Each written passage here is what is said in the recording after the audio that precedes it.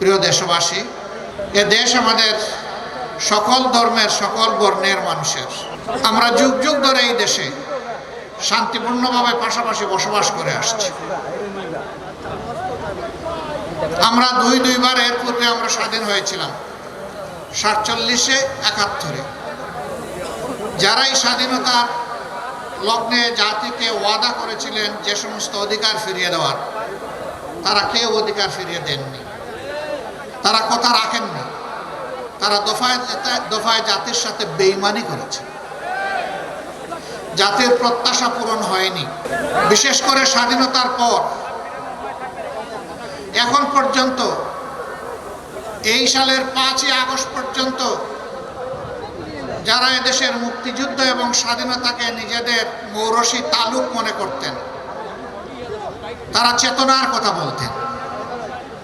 চেতনার কথা বলে বলেই যেই জাতিকে তারা লুণ্ঠন করেছেন, গণহত্যা চালিয়েছেন, তাদের সন্তানেরা আকাম কুকাম করে ধর্ষণের সেঞ্চুরি পালন করেছে।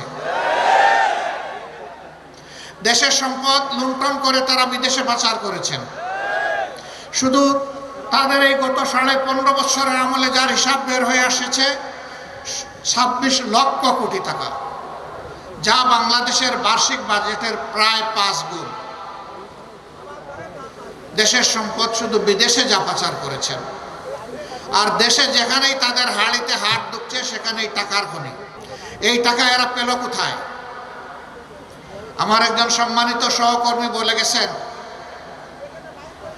তৎকালীন প্রধানমন্ত্রীর পিয়নের অ্যাকাউন্টে ছিল 450 কোটি টাকা। পিয়নের যদি এত টাকা হয়, মালিকের কত টাকা? হ্যাঁ, মালিকের টাকাও বের হয়ে আসতেছে। আপনাদের একেবারেই নিকটে রূপপুর পারমাণবিক কেন্দ্র, এখান থেকে মালিকের পরিবার শুধু একটা প্রকল্প থেকে 57,000 কোটি টাকা চুরি করেছে।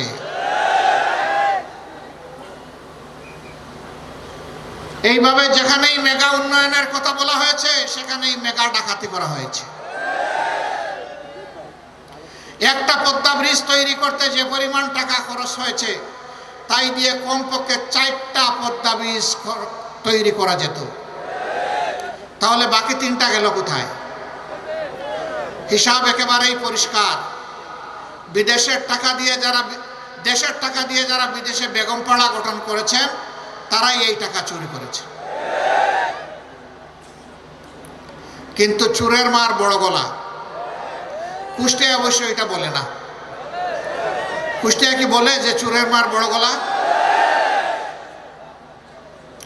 কুষ্টিয়া কি মাঝে মধ্যে গরু চুরি হয়? সারা বাংলাদেশে হয়, আমাদের ওদিকেও হয়েছে। গরিব এক গেরস্তের একবার 2টি বলদ চুরি হয়েছে। তিনি খবর পেয়েছেন অমুক গ্রামের চুররা তার বলদ চুরি করে নিয়ে গেছে। সেখানে গিয়ে তিনি দেখেও আসলেন তার বলদ 2টা ওখানে একজন চুরের হেফাজতে আছে। গরিব মানুষ, এই 2টা বলদই তার জীবনের সম্বল। এই দিয়ে অন্যের জমি চাষ করে যা পান তার পরিবারের খোরাক যুগে। তিনি কিছু টাকা জোগাড় করলেন, বুঝলেন যে এমনি এমনি ছেড়ে দেবে না। গেছেন চুরের বাড়ির এলাকায়, গিয়ে শুনলেন যে চুরের বৃদ্ধ মা জীবিত আছে। ওই বাড়িতে গিয়ে নিজের পরিচয় না দিয়েই বললেন যে আমি আপনার একজন সন্তান, আপনি আমাকে সাহায্য করেন। তো জিজ্ঞেস করলেন তুমি কিভাবে আমার সন্তান হও?